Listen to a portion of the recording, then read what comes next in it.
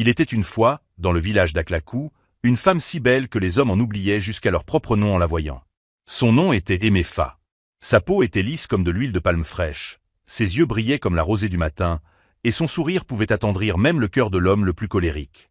Les hommes murmuraient sur sa beauté, les femmes enviaient son charme. Chaque fois qu'elle traversait le marché, les commerçants oubliaient leur prix, les hommes laissaient tomber ce qu'ils tenaient, et même les oiseaux dans les arbres semblaient s'arrêter pour l'observer. Une vieille femme soupira et secoua la tête. « Une telle beauté est dangereuse », murmura-t-elle. Mais Emefa n'était pas seulement belle, elle était aussi sage. Elle connaissait le pouvoir qu'elle exerçait sur les hommes et savait comment les tenir à distance. Pas de contact avant le mariage, disait-elle toujours. Chaque homme qu'Emefa rencontrait entendait ces mêmes mots. Pas d'intimité avant le mariage. Les hommes y voyaient un signe de dignité et la respectaient pour sa vertu. Mais Emefa, elle, connaissait la vérité. Il ne s'agissait pas de dignité. Il s'agissait de son secret, un secret qu'elle portait depuis toujours. Si un homme la touchait, s'il voyait ce qui se trouvait entre ses cuisses, il ne serait plus jamais le même. Alors, elle souriait, elle riait, elle laissait les hommes l'admirer de loin, mais jamais aucun ne pouvait l'approcher de trop près. C'est ainsi qu'elle vécut, jusqu'à ce qu'Édem entre dans sa vie. Édem était un jeune homme beau et au cœur pur comme du vin de palme frais. Il était bon, travailleur, et il aimait Emefa comme aucun homme ne l'avait jamais aimé auparavant.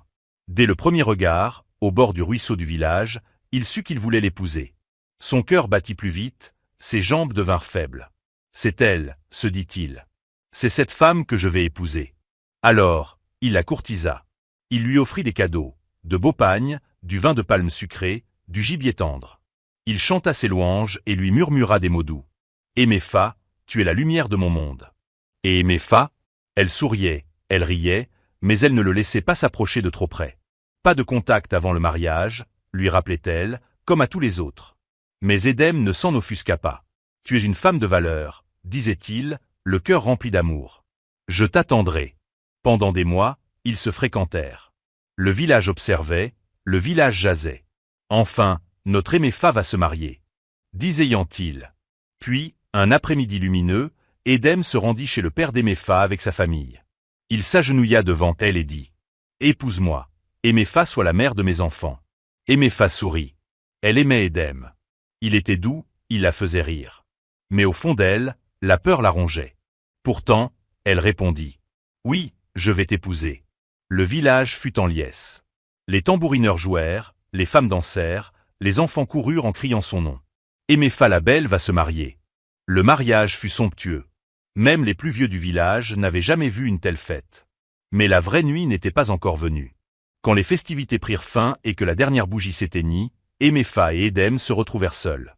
La nuit était calme, seuls les grillons chantaient au dehors. Édem prit les mains d'Emefa et murmura « Mon amour, n'aie pas peur. Tu es à moi maintenant. » Le cœur d'Emefa tambourinait dans sa poitrine. Elle savait que ce moment arriverait. Ses mains tremblaient. « Édem, peut-être devrions-nous dormir d'abord ? Nous sommes fatigués, dit-elle, la voix tremblante. Édem rit doucement. « Dormir ? Mon épouse, ne sois pas timide. J'ai attendu cette nuit si longtemps. Je te ferai l'amour avec douceur. » Emefa déglutit. Elle savait qu'elle ne pouvait plus fuir. Hésitante et tremblante, elle finit par retirer ses vêtements. Dès qu'Édem posa les yeux sur ce qui se trouvait entre ses cuisses, il poussa un cri perçant. En un clin d'œil, il devint aveugle. « Ah ! Mes yeux ! Mes yeux !» Sa voix résonna dans la nuit. Il se couvrit le visage et recula en titubant. Emefa se figea. « Qu'y a-t-il ? Que se passe-t-il » cria-t-elle. Mais Édem ne l'entendait plus. Son monde était devenu noir. Juste comme ça, ses yeux avaient cessé de voir. Son cri réveilla tout le village.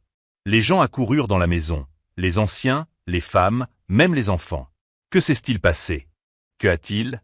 Mais Édem ne faisait que gémir. Il pointa Emefa du doigt, tremblant, la bouche ouverte d'horreur. Mais il ne pouvait plus la voir. Les anciens chuchotèrent entre eux, les villageois regardèrent Emefa avec méfiance. Mais personne ne comprenait ce qui venait de se passer. Le lendemain matin, Emefa rassembla ses affaires et partit. Elle ne pleura pas. Elle ne s'expliqua pas. Elle laissa simplement Édem derrière elle, ses yeux à jamais éteints, son avenir à jamais bouleversé. Son secret était toujours sauf. Mais le destin n'en avait pas fini avec elle. Peu après la mystérieuse cécité d'Édem, Les murmures sur Emefa se propagèrent dans tout le village comme la poussière de l'harmattan. Certains disaient qu'elle était maudite. D'autres murmuraient qu'Édem avait contracté une maladie inconnue. Mais personne ne savait la vérité. Et Emefa continua sa vie comme si de rien n'était. Puis, quelques mois plus tard, Emefa rencontra un autre homme. Il s'appelait Alex. Alex n'était pas comme Édem. Il était plus riche, plus puissant. Son père était un grand chef et sa mère descendait d'une lignée de riches commerçants.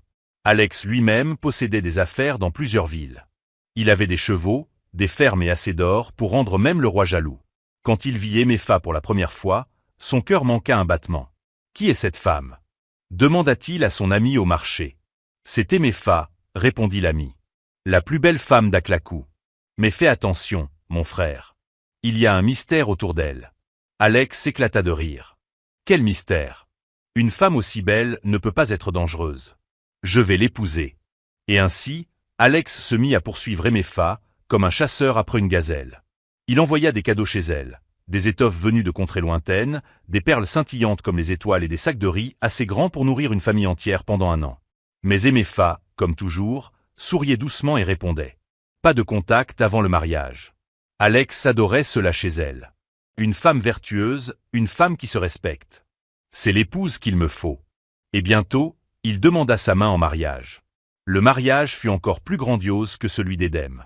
Les tambourineurs jouèrent jusqu'à ce que leurs mains leur fassent mal, les danseurs bougèrent leur corps jusqu'à ce que la sueur couvre leur peau. Des gens vinrent de loin pour assister à l'union d'Alex, le riche, et d'Emefa, la belle. Même le roi envoya ses messagers avec des cadeaux. Mais quand le soleil se coucha et que les invités rentrèrent chez eux, la véritable nuit commença. Alex et Emefa étaient assis dans leur nouvelle maison, une grande demeure aux murs hauts et aux meubles raffinés. Les bougies vacillaient dans la pièce, projetant de longues ombres sur les murs. Alex s'approcha, lui prit la main et chuchota. « Ma femme, mon amour, cette nuit nous appartient. N'aie pas peur. » Les mains d'Emefa devinrent glacées, son cœur battait comme un tambour de village. Elle essaya de reculer, mais Alex rit doucement et embrassa son front. « Tu es timide? Ne t'inquiète pas, tu es à moi maintenant. » Emefa prit une profonde inspiration. Il n'y avait pas d'échappatoire. Lentement, elle retira ses vêtements. D'abord, Alex se figea. Ses yeux s'écarquillèrent, sa poitrine se souleva et s'abaissa rapidement tandis qu'il regardait ce qui se trouvait devant lui. Puis, lorsqu'il posa enfin les yeux sur son secret, sur ce qui se trouvait entre ses cuisses, il ouvrit la bouche pour crier. Mais aucun son ne sortit. Instantanément, il perdit sa voix. Le visage d'Alex se tordit d'horreur. Il porta ses mains à sa gorge, ouvrit les lèvres, tenta encore une fois. Rien. Aucune parole ne sortait. Ses yeux s'emplirent de panique alors qu'il se tournait vers Emefa, la pointant du doigt, essayant de parler, mais aucun mot ne venait. Tout son corps trembla quand il attrapa ses oreilles. Un bruit assourdissant, aigu, sans fin. Puis, plus rien. Silence. Alex ne pouvait plus entendre. Il ne pouvait plus parler. La peur s'empara de lui comme si un esprit s'était emparé de son corps. Il recula en titubant, heurta un tabouret en bois, puis courut vers la porte, l'ouvrit brusquement et s'élança dans la nuit. Dehors, certains de ses proches étaient encore là, buvant du vin de palme et riant aux éclats. Lorsqu'ils virent Alex, ils se levèrent, troublés. « Alex, qu'est-ce qui ne va pas » demanda un de ses oncles. Alex désigna sa bouche, puis ses oreilles. Il tenta de parler, mais aucun son ne sortit. Il secoua la tête, tapa sur ses propres oreilles, agita les mains frénétiquement. « Pourquoi agit-il ainsi » murmura quelqu'un. Les gens se rassemblèrent, les tambours cessèrent de battre. Même le vent sembla suspendre son souffle, attendant. « Alex, parle-nous. Que s'est-il passé » Alex ouvrit la bouche une dernière fois. Silence. Quelqu'un cria. Il a perdu sa voix. Un autre s'exclama. Il ne nous entend pas. Un murmure traversa la foule. Soupçon. Peur. Emefa était toujours à la porte, regardant la scène. Son cœur battait à tout rompre. Les villageois la fixaient maintenant. Ce n'est pas normal, déclara enfin un ancien. D'abord, Édem a perdu la vue. Maintenant, Alex a perdu la parole et l'ouïe. Quelque chose ne va pas. Quelque chose ne va vraiment pas. La mère d'Alex tomba au sol en hurlant. Mon fils. Mon fils. Qui t'a fait ça? Les gens se tournèrent vers Emefa. Je ne sais pas ce qui s'est passé, balbutia-t-elle. Je le jure, je ne sais pas. Mais personne ne l'a cru. Cette nuit-là, la famille d'Alex l'emmena voir de nombreux guérisseurs. Ils firent des sacrifices, prièrent, supplièrent les dieux. Mais sa voix ne revint jamais. Son oui non plus. Le lendemain matin, Emépha fit ses bagages et partit. Elle ne pleura pas. Elle ne donna aucune explication. Elle se contenta de s'éloigner. Son secret était toujours bien gardé. Mais cette fois, les villageois parlaient. Ce n'était plus une coïncidence. C'était une malédiction. Et le destin n'en avait pas encore fini avec elle. Désormais, le nom d'Emépha portait des murmures partout où elle allait. Les gens parlaient à voix basse en la voyant passer. 2 hommes. L'un devenu aveugle. L'autre devenu sourd et muet. Mais personne ne pouvait rien prouver. Certains disaient que c'était de la malchance. D'autres murmuraient que c'était l'œuvre des esprits. Mais aucun n'osait lui parler directement. Puis vint Obina. Obina n'était pas seulement riche. Il était l'homme le plus riche de tout Aklakou. Son père possédait des terres. Sa mère possédait des marchés. Et lui, Obina, avait assez d'argent pour acheter tout ce qu'il voulait. Toutes les femmes du village rêvaient de devenir sa femme. Les mères priaient pour qu'il choisisse leur fille. Mais Obina ne voulait qu'une seule femme. Emépha. Lorsqu'il la vit, son cœur fit un bond, comme une grenouille tombant dans de l'eau brûlante. C'est la femme que j'attendais, déclara-t-il à ses amis. Aucune autre ne lui arrive à la cheville. Ses amis hésitèrent. L'un d'eux se gratta la tête et dit. Obina, tu n'as pas entendu? Emma est devenue aveugle. Alex ne peut plus parler ni entendre. Ils ont tous les deux épousé Emépha. Obina éclata de rire. Un rire profond, puissant, qui secoua son ventre. Alors parce que 2 hommes faibles ont perdu la raison, je devrais avoir peur? Vous croyez que je suis comme eux? Je suis Obina. J'ai l'argent. J'ai le pouvoir. Rien ne peut m'arriver. Et, sans plus attendre, il poursuivit Emépha. Il l'inonda de cadeaux. Des coffrets d'or. Les plus beaux tissus venus de l'autre côté du fleuve. Des esclaves pour la servir. Il lui construisit une maison avant même qu'elle dise oui. Et quand il la demanda en mariage, Emépha accepta. Tout le village se rassembla pour le mariage. Il fut plus grand que tous les mariages précédents. Des chèvres furent sacrifiées. Le vin de palme coula comme une rivière. Les musiciens jouèrent jusqu'à en saigner des doigts. Cette fois, ce sera différent, chuchotait-on. Obina n'est pas comme les autres. Mais quand le soleil se coucha et que le dernier tambour se tut, la véritable nuit commença. La nuit de noces. Obina et Emépha se tenaient dans la plus belle auberge de la ville. Le lit était couvert de draps blancs. L'air embaumait les fleurs fraîches. Les bougies vacillaient, projetant de longues ombres sur les murs. Obina sourit. Il était prêt.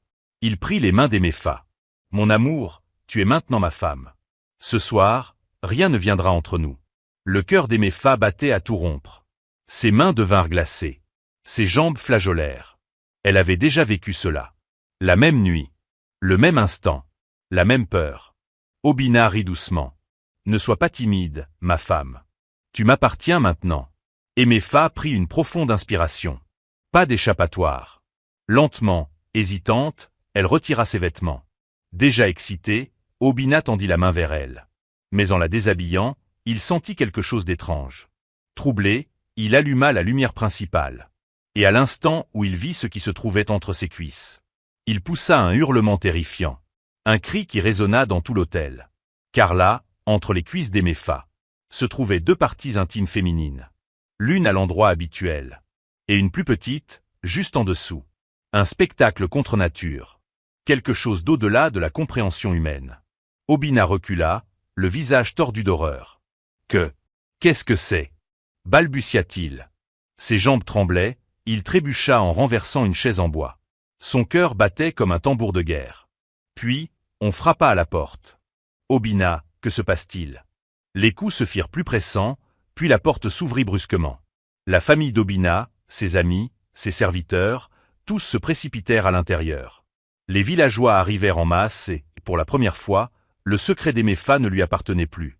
La vérité amère fut révélée, un secret longtemps gardé venait d'être exposé au grand jour. Emépha était accablée de honte. Autour d'elle, des murmures s'élevaient, et bientôt, des voix plus fortes commencèrent à l'accuser. C'est une sorcière, une femme maudite. Quelqu'un fit une remarque. Qui sait? Peut-être voulait-elle tuer Obina. Les paroles étaient trop dures à supporter. Elle se mit à trembler. Nous ne voulons rien entendre de toi, meurtrière. Qui t'a envoyé? Lança une autre voix. Emépha tremblait de peur et de honte. Elle ouvrit la bouche pour parler, mais Obina, toujours sous le choc, haleta soudainement. Une toux rauque s'échappa de sa gorge et du sang perla au coin de ses lèvres. Ses yeux s'écarquillèrent d'horreur. En quelques instants, il s'effondra au sol, son corps convulsant violemment avant d'expirer son dernier souffle. Le village entier resta figé de stupeur. L'homme qui célébrait son mariage quelques heures auparavant gisait désormais sans vie. Emefa était allongée sur le sol froid, les mains tremblantes, le visage couvert de larmes. Au-dessus d'elle, la foule grondait, les voix coupantes comme des lames. C'est une sorcière. Elle a trompé Obina, elle l'a tuée. Emefa couvrit ses oreilles. Les cris étaient trop forts, les accusations trop lourdes. Elle voulait hurler, disparaître, se réveiller de ce cauchemar. Mais elle ne pouvait pas. Les larmes coulaient sur ses joues.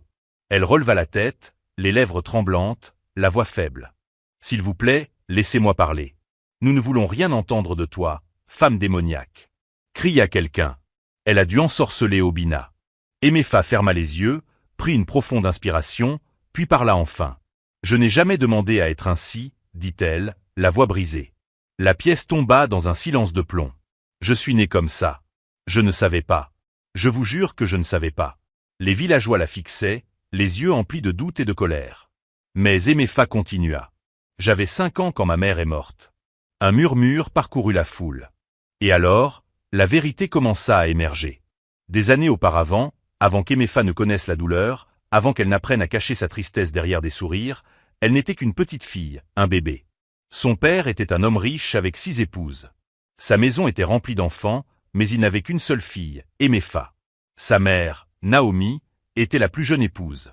Belle et gentille, elle était adorée de son mari, mais haïe par les autres femmes. Pas parce qu'elle était la préférée. Pas parce qu'elle était plus jeune. Elle la détestait parce qu'elle avait donné naissance à une fille. Dans cette maison, les garçons étaient tout. Les garçons portaient le nom de famille. Les garçons héritaient des terres. Les garçons étaient célébrés. Mais une fille ne valait rien. Les 5 belles-mères d'Emefa la regardaient avec jalousie et haine. Pourquoi doit-elle être la seule à avoir une fille? Marie, la seconde épouse, siffla. Nous avons donné naissance à des fils, mais regarde comme notre mari est heureux à cause de cette fille. Mama Jacques, la 3e épouse, cracha sur le sol. Mais la pire de toutes était la première épouse, Mama Charles. Elle était la plus âgée, la plus influente parmi les femmes, et la plus dangereuse. Son cœur était plus noir que la nuit la plus sombre. Un soir, alors que le soleil disparaissait derrière les collines, Maman Charles prit une terrible décision. « Cette fille ne connaîtra jamais le bonheur, » murmura-t-elle. « Je m'en assurerai. » Elle avala sa salive. Un soir, ma mère a bu du vin de palme, mais elle ne s'est jamais réveillée, continua Emefa d'une voix tremblante. Ils ont dit que c'étaient les dieux. Mais je connais la vérité. Elle a été empoisonnée. Un frisson parcourut la foule. Certains portèrent la main à leur bouche, d'autres secouèrent la tête avec effroi. Après sa mort, mes belles-mères m'ont transformé en esclave. Je me réveillais avant le soleil et ne dormais qu'après la lune. Je transportais de l'eau, cuisinais, nettoyais, lavais leurs vêtements. Et pourtant, on ne me laissait jamais manger à ma faim. Elles me faisaient dormir sur le sol froid de la cuisine pendant que leurs fils dormaient sur des nattes douces. La voix d'Emefa se brisa, mais elle continua malgré tout. Je souriais. Je riais. Je croyais qu'un jour, les choses changeraient. Elle fit une pause, sa poitrine se soulevant et s'abaissant rapidement. Mais je ne savais pas, murmura-t-elle, qu'elle m'avait fait quelque chose d'horrible quand j'étais encore un bébé. La foule retint son souffle. Les anciens du village se penchèrent en avant, attentifs. Emefa essuya ses larmes. Je ne l'ai découvert que ce soir. Alors, la vérité continua d'émerger. Il y a longtemps, quand Emefa n'était encore qu'un bébé, au cœur de la forêt profonde vivait un guérisseur maléfique. Son cœur était noir, ses yeux rouges comme des braises ardentes, et sa voix aussi sèche que l'harmattan. Les gens le craignaient. On disait qu'il pouvait transformer un homme en chèvre d'un simple sifflement. Une nuit, alors que la lune était cachée derrière d'épais nuages, Maman Charlet s'aventura dans la forêt, portant un pot d'argile noire. Son pagne était serré autour de sa poitrine, ses pialex nus, ses yeux pleins de noirceur. Elle marcha au plus profond de la forêt, là où l'air sentait les feuilles pourries et où les esprits murmuraient entre les arbres. Quand elle atteignit la hutte du vieux guérisseur, elle frappa 3 fois. « Qui ose me déranger à cette heure ?» gronda une voix à l'intérieur. « C'est moi, grand maître, » répondit Mama Charles, la voix tremblante. « J'ai besoin de votre aide. » La porte grinça en s'ouvrant et le guérisseur la fixa de ses yeux rouges brillants. Ses dents étaient jaunes comme des os anciens. « Parle, dit-il. » Maman Charlet s'avança et murmura. « Je veux détruire sa vie, pour toujours. » Les lèvres de l'herboriste s'étirèrent en un sourire maléfique. Il éclata de rire, un rire sec, semblable au crépitement de feuilles mortes dans le feu. « Un bébé ?» demanda-t-il en penchant la tête. « Tu veux maudire un enfant ?» Maman Charles hocha la tête. « Tu es encore plus cruel que je ne le pensais, » ricana l'herboriste. Puis, il se retourna, attrapa un bol en bois et commença à préparer un mélange. Il écrasa des feuilles sombres, y versa une huile noire et épaisse, et chuchota des mots étranges. La pièce devint plus froide, l'air plus lourd. Ensuite, il trempa ses doigts dans le bol et imbiba un petit tissu d'une potion obscure. Il se tourna vers Mama Charles. « Prends ceci, dit-il. Frotte-le sur le bébé chaque nuit. Lentement, la malédiction grandira, et elle portera la honte pour le reste de sa vie. » Maman Charles sourit de toutes ses dents. Elle prit le tissu, l'enroula dans son pagne et s'empressa de rentrer avant le premier chant du coq. À partir de cette nuit-là, lorsque tout le monde dormait, elle se faufilait dans la chambre de la mère d'Aiméfa. Le bébé dormait paisiblement, sa minuscule poitrine se soulevant et s'abaissant doucement.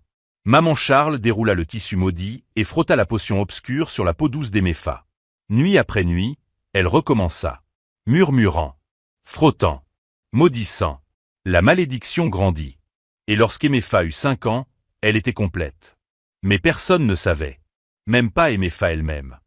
Maintenant, debout au milieu de la pièce, son visage baigné de larmes, elle murmura. « Je ne savais pas. Je vous jure que je ne savais pas. » Les villageois la fixaient, leurs yeux écarquillés de stupeur. Les anciens secouèrent la tête. Sa malédiction lui avait été imposée avant même qu'elle n'ait le choix. Mais que pouvait-elle faire maintenant? Le village entier était au courant, et il n'était pas prêt à pardonner. Le ciel était sombre, mais le village était éveillé. Les torchers brûlaient, projetant de longues ombres sur le sol. L'air était lourd de colère, les voix s'élevaient comme le tonnerre. « C'est une sorcière. Elle a apporté la mort à notre peuple. » Cria quelqu'un. « Elle est maudite. Elle doit quitter ce village. » Hurla une autre voix.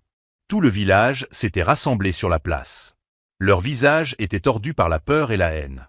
Les enfants s'accrochaient à leur mère. Les anciens secouaient la tête. Les guerriers se tenaient prêts, serrant des bâtons et des pierres. Au milieu de tout cela, se tenait Aiméfa. Son corps tremblait. Ses yeux brûlaient de larmes retenues. Ses pialex semblaient peser des tonnes, comme si des pierres y étaient attachées. Elle se tourna vers son père. Son propre père.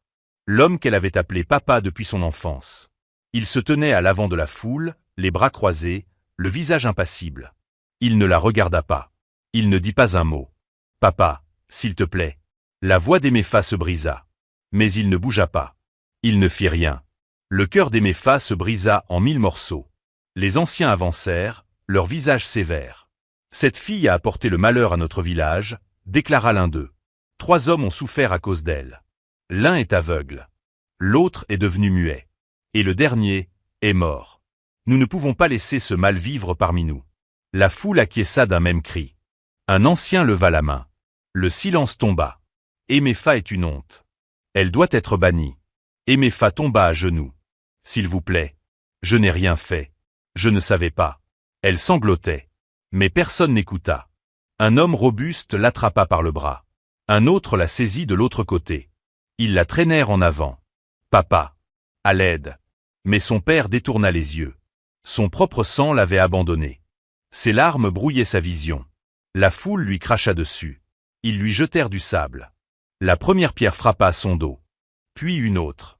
Et encore une autre. Alors, elle courut. Elle courut aussi vite que ses jambes le lui permettaient. Les portes du village s'ouvrirent. Et dès qu'elle les franchit, elles se refermèrent brutalement. Elle n'était plus l'une des leurs. Elle était une paria.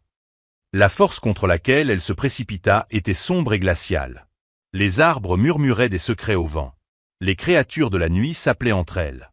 Aiméfa trébucha à travers les buissons épais. Ses pialex saignaient.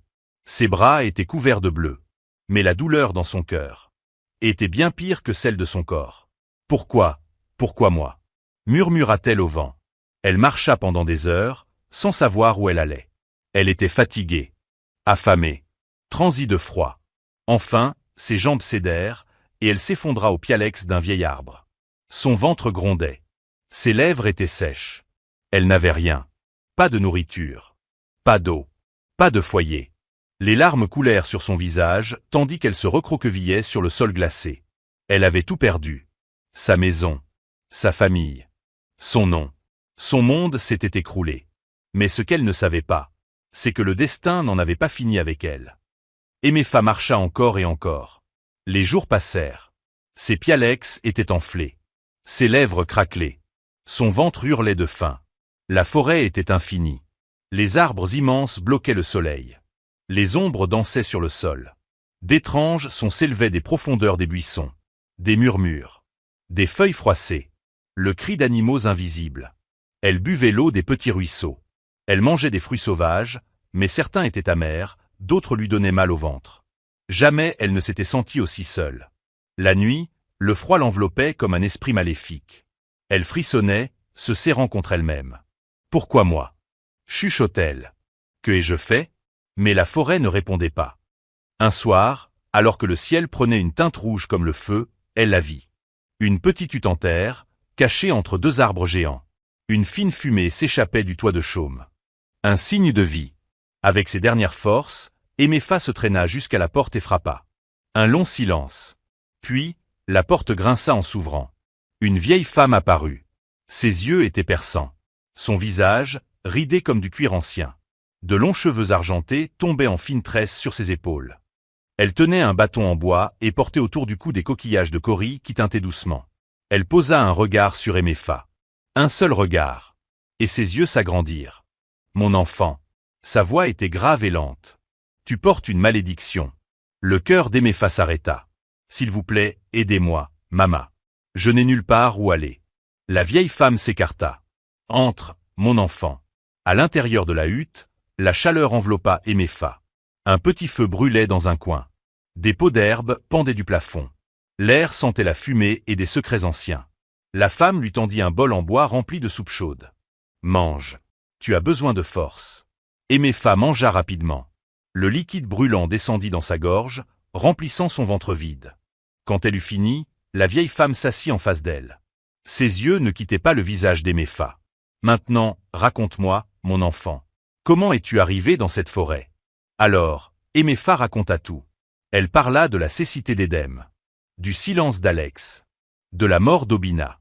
Elle parla de la colère des villageois, de leur rejet, de son propre père qui l'avait abandonné. Et pendant qu'elle parlait, les larmes coulaient sur son visage. La vieille femme hocha lentement la tête. Puis, elle posa ses mains sur le front d'Emefa et ferma les yeux. Elle murmura des mots trop doux pour être entendus. Le feu dans la hutte vacilla. L'air devint immobile. Lorsqu'elle ouvrit à nouveau les yeux, ils étaient remplis de savoir. « Ce sont tes belles-mères. Elles t'ont fait ça. » Emefa retint son souffle. « Mes belles-mères ? Mais pourquoi ?» La femme soupira. La jalousie. La cruauté. Leur cœur était noir de haine. Elles ne voulaient pas que tu sois heureuse. Alors, elles t'ont maudite, avant même que tu ne saches qui tu étais. Les mains d'Emefa se crispèrent. Elle se souvenait des murmures dans son dos, quand elle était enfant. De la façon dont elle la faisait souffrir. De la manière dont elle traitait sa mère comme si elle n'était rien. Tout faisait sens, maintenant. Elles m'ont tout pris. Cria-t-elle. Mon bonheur. Ma vie. Elles m'ont laissé sans rien. Son corps trembla de rage. Puis, elle se ralexressa. Sa voix était ferme. Son cœur était fort. Je dois retourner là-bas. Je dois les affronter. La vieille femme sourit. Oui, mon enfant. Il est temps que la vérité éclate. Emefa marcha avec détermination. Elle n'était plus la femme effrayée qui avait fui dans la forêt. Elle était différente, maintenant. Plus forte. Plus sage. Prête. À ses côtés, la vieille femme Héra avançait, son bâton en main. La forêt, qu'il avait avalée autrefois, la rendait maintenant. Le village apparut au loin. L'endroit qu'il avait rejeté. Elle prit une grande inspiration. Aucune peur. Aucun retour en arrière. Il était temps pour la vérité. Les villageois la virent avant même qu'elle n'atteigne la place. Elle est revenue. Cria quelqu'un. Les gens sortirent de leur maison, fixant, chuchotant. Ne l'avions-nous pas bannie? Comment est-elle encore en vie? Mais Emefa ne s'arrêta pas. Elle marcha droit vers la hutte des anciens. Les plus vieux du village, ceux qui l'avaient bannie, étaient assis en cercle, discutant des affaires du village. Lorsqu'ils la virent, ils se figèrent. Le chef des anciens se leva. Emépha, que fais-tu ici? Tu ne fais plus partie des nôtres. La voix d'Emépha était claire. Inébranlable. Je suis venu pour la justice. Je suis venu pour la vérité. Les anciens froncèrent les sourcils. Les villageois se rassemblèrent, curieux, troublés. Puis, ses belles-mères arrivèrent. Mama Jacques. Mama Édouard. Les autres. Et tout devant. Mama Charles. La plus cruelle de toutes. Leur visage devint pâle en voyant Emépha. Elle se tourna vers elle, les yeux brûlants de colère. Vous m'avez maudite. La foule haleta. Les belles-mères échangèrent un regard. La peur commençait à naître en elles. Mama In força un rire. De quoi parle cette fille? Aurait-elle perdu la raison dans la forêt? Emépha ne cligna même pas des yeux. Elle leva le menton. Vous êtes allé chez un herboriste. Vous avez utilisé une poudre noire sur moi, quand j'étais bébé. Vous m'avez changé en ceci. Le silence tomba. Les anciens se tournèrent vers les belles-mères. Est-ce vrai? Demanda l'un d'eux. Avant qu'elle ne puisse nier, Héra avança. Elle plongea la main dans son sac et sortit une petite bourse en cuir. Elle l'ouvrit. Laissa la poudre noire glisser dans sa paume. La preuve. Le village entier haleta. Le visage de maman Charles devint aussi blanc que la cendre. Ses mains tremblèrent. Mais il était trop tard. La vérité était sortie. Emépha regardait sans ciller. C'était la femme qui l'avait maudite, celle qui avait ruiné sa vie, et maintenant, elle payait pour ses actes. Les cris de Mama s'éteignirent, son corps s'affaissa, les pierres cessèrent de voler. Elle était morte. Les villageois se tournèrent vers les autres belles-mères. La peur déformait leur visage. Elles tombèrent à genoux, suppliant. « S'il vous plaît, nous avons seulement suivi son ordre. » C'était son idée. Mais les anciens secouèrent la tête. « Vous l'avez vu faire. Vous l'avez laissé faire. Vous ne vivrez plus parmi nous. » Et tout comme Emépha jadis, elles furent bannies. Mais cette fois, elles n'avaient nulle part où aller. La malédiction était levée, mais le cœur d'Emépha restait lourd. Serait-elle un jour entière? Serait-elle un jour libre? Seul le temps le dirait. Le village avait parlé. La justice avait été rendue. Les femmes qui l'avaient maudite n'étaient plus là. Leurs murmures s'étaient transformés en hurlements, et leur méchanceté les avait menés à leur perte. Pourtant, même si Emépha avait retrouvé la vérité, même si le village la voyait enfin comme une victime et non comme un monstre, elle savait une chose, elle ne pourrait jamais rester. Cet endroit n'était plus son foyer. Les rues où elle riait autrefois étaient désormais remplies de souvenirs douloureux. Les voix qui louaient autrefois sa beauté avaient un jour maudit son nom. Elle avait été bannie, et même si on l'avait accueillie de nouveau, elle savait qu'elle ne serait jamais libre ici. Alors, un matin, avant que le soleil ne se lève, avant que le village ne la voie partir, Emépha s'en alla. Elle voyagea loin, à travers les forêts, au-dessus des rivières, traversant des villages où personne ne connaissait son visage. Et lorsqu'elle trouva un endroit où le vent avait une odeur différente, où les arbres ne murmuraient pas son nom, où personne ne la regardait avec peur ou pitié, elle s'arrêta. Ce serait son nouveau foyer. Au début, la vie fut dure. Elle n'avait rien. Mais Emépha n'était pas faible. Elle avait survécu à trop d'épreuves pour abandonner maintenant. Elle travailla, elle apprit, elle se reconstruisit à partir de rien. Et au fil des mois, puis des années, elle devint forte. Son passé ne la retenait plus, son cœur ne tremblait plus de peur. Emépha était libre. Et puis, un jour, elle le rencontra. Un homme, différent d'Edem, différent d'Alex, différent d'Obina. Un homme aux yeux doux et à la force tranquille. Il ne la poursuivait ni avec l'or ni avec la richesse. Il ne louait pas sa beauté seule. Il voyait ses cicatrices, et l'aimait quand même. Et pour la première fois de sa vie, Emépha s'autorisa à aimer.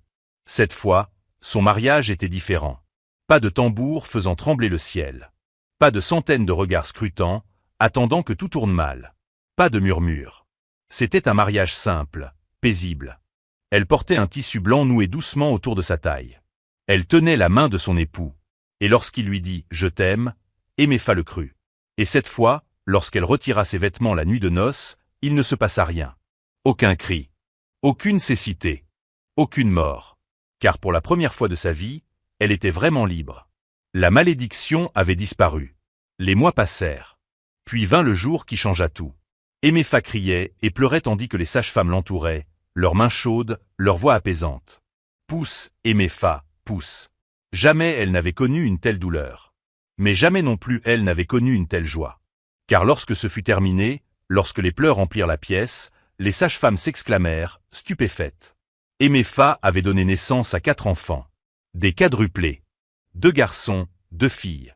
Elle les serra contre elle, des larmes coulant sur ses joues. Elle avait tant perdu. Mais maintenant, elle avait tout regagné. Dans son ancien village, les gens parlaient encore d'elle. La fille maudite. La fille qui avait tout perdu. La fille qui avait disparu. Mais ils ne comprirent jamais comment elle avait gagné. Car Emefa n'était plus une fille à plaindre. Elle était une femme qui avait vaincu son destin. Elle avait survécu. Et à la fin, c'est elle qui avait triomphé.